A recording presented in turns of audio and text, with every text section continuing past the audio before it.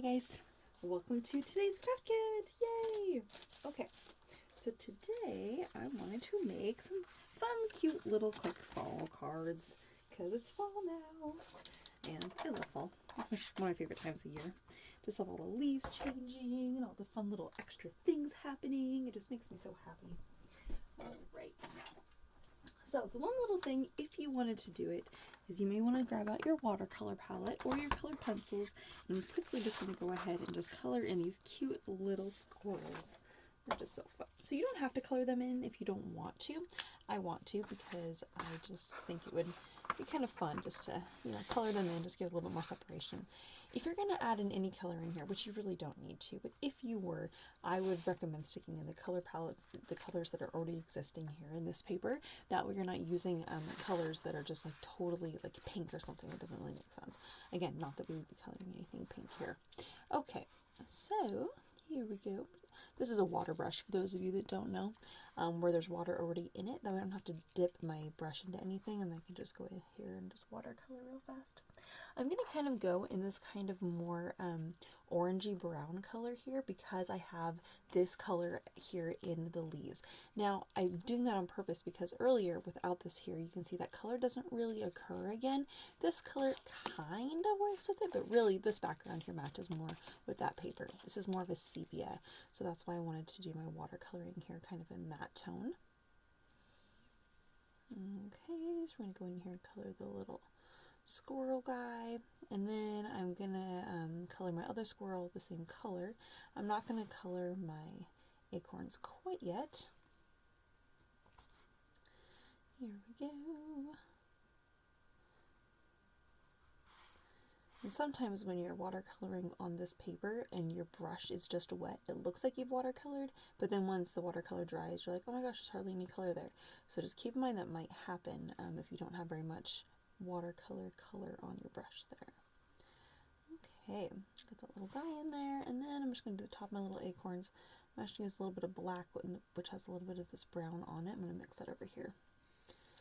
Oops, I'm going to squirt out a little bit of water over here. I'm just mixing some color over here. So a tiny little bit of black and brown together to make a really dark brown. And that's what I'm going to use for my top of my little acorn there. Top little acorn here. Oh, and we're going to use one more color here. Oops.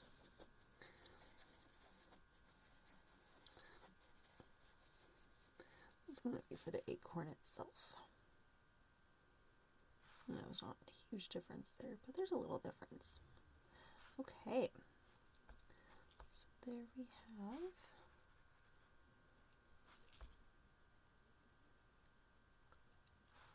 our little scene. Okay, cute. All right. You can brush that off in a paper towel there. I'm going to close that up.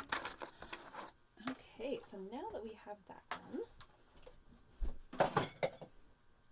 now what we're going to do is we're going to put our card together. So I'm just going to go ahead and use my glue here and just layer up use my double-sided tape here. So I want to put my fun little leaf ribbon along the bottom here, and I'm going to wrap it around the back side of the card. So I'm going to put double-sided tape on the back side.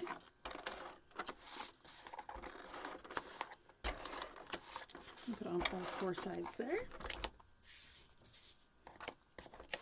And then I'm going to just go ahead and wrap this around, and it's going to be, I would say that's about half an inch maybe up from the bottom. And if your leaves are kind of curled like this, you can stick them over and use some double-sided tape to stick them in place. Or I'm going to actually just use my fingernail here and just flatten them out a little bit.